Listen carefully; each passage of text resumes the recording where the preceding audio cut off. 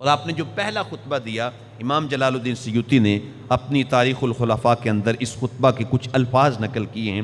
آپ نے فرمایا یا ایھا الناس، اے لوگو، انہ لا کتاب بعد القرآن، سن لو قرآن کے بعد اب اور کوئی کتاب نہیں ہے، بلا نبی بعد محمد، اور امام الانبیاء حبیب کبریا حضرت محمد مصطفیٰ صلی اللہ علیہ وسلم کے بعد اب کوئی نبی نہیں ہے۔ الا و انی لست بفارض، میں تمہارے اوپر کوئی اب فرض کرنے والا نہیں ہوں، فرض وہی ہے جو اللہ اور اس کے رسول نے کر دیا۔ ولکنی منفذ، میں کیا کروں گا؟ میں اللہ کے فرائض کو تمہارے اوپر نافذ کروں گا، یعنی جو فرائض اللہ تعالیٰ نے تمہارے اوپر لازم قرار دیے ہیں، اللہ نے، اللہ کے رسول نے، میں ان فرائض کو تمہارے اوپر نافذ قرار دوں گا۔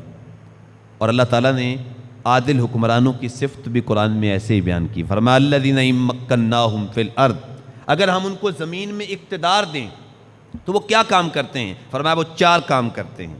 اقاموا الصلاۃ، ایک تو وہ نماز کا نظام قائم کرتے ہیں، وآتوا الزکاۃ، اور زکوٰۃ کا نظام قائم کرتے ہیں، وامروا بالمعروف، اور نیکی کا حکم دیتے ہیں، ونہوا عن المنکر، اور برائی سے روکتے ہیں۔ مسلم حکمرانوں کی یہ 4 صفات ہیں، نماز کا نظام قائم کرتے ہیں، زکوٰۃ کا نظام قائم کرتے ہیں، نیکی کا حکم دیتے ہیں، اور برائی سے روکتے ہیں۔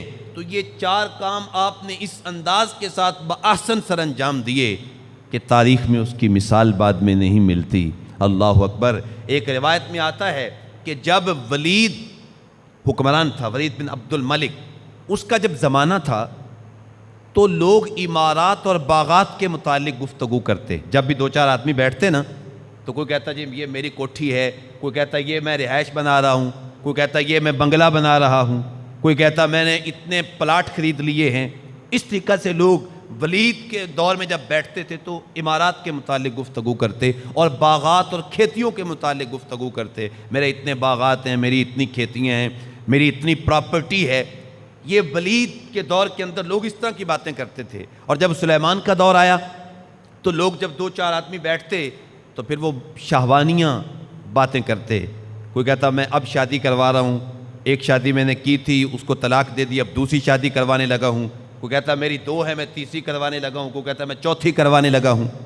تو سلیمان بن عبد الملک کے زمانے میں لوگ شہوانیاں باتوں کے اندر مصروف رہتے تھے، لیکن جب حضرت عمر بن عبد العزیز کا دور آیا تو جب بھی کوئی 2-4 آدمی بیٹھتے تو کبھی نماز کے بارے میں باتیں کرتے، کبھی زکوٰۃ کے بارے میں باتیں کرتے، اور کبھی قرآن کی تلاوت کے بارے میں باتیں کرتے۔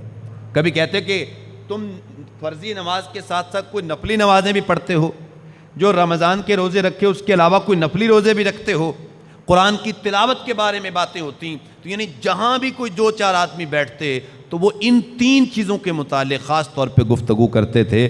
تو یہ اثرات کس کے تھے؟ یہ حضرت سیدنا عمر بن عبد العزیز کے عظیم کردار کے اثرات تھے، چونکہ جب اوپر سے تبدیلی آتی ہے تو وہ گہرائیوں تک اترتی ہے۔ یہ تبدیلی تھی جو حضرت سیدنا عمر بن عبد العزیز کے زمانے میں آئی۔ تو فرمایا میں تمہارے اوپر فرائض کو نافذ کروں گا۔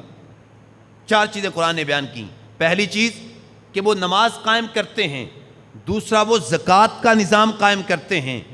آپ کو 2 سال اور 2-3 ماہ کا قلیل وقت ملا، اور اس قلیل وقت میں حضرت عمر بن عبد العزیز نے زکوٰۃ کا نظام اس قدر درست کیا کہ پوری سلطنت 3 بر اعظموں پہ سلطنت اسلامیہ پھیلی ہوئی تھی، تو سارے مانگنے والے ختم کر دیے، سارے بھکاری ختم کر دیے، حتیٰ کہ جب آپ کا آخری زمانہ تھا تو زکوٰۃ دینے والا آدمی زکوٰۃ کا پیسہ لے کے باہر گلی میں نکلتا ہے اور زکوٰۃ لینے والا کوئی بندہ نظر ہی نہیں آتا۔ یہ زکوٰۃ کا نظام قائم کیا حضرت سیدنا عمر بن عبد العزیز۔ یہ اس کو کہتے ہیں تبدیلی۔ اب تو ہم نے تو سبھی منگتے بنا دیے ہیں، ہر جگہ پہ مانگنے والے آپ کو ملیں گے اور دینے والوں کا نام نظر نہیں آتا۔ تو یہ تبدیلی دوسری آپ نے نظام زکوٰۃ کو قائم کیا، اور پھر اس انداز کے ساتھ آپ نے جو ہے وہ ملت اسلامیہ کو عروج دیا۔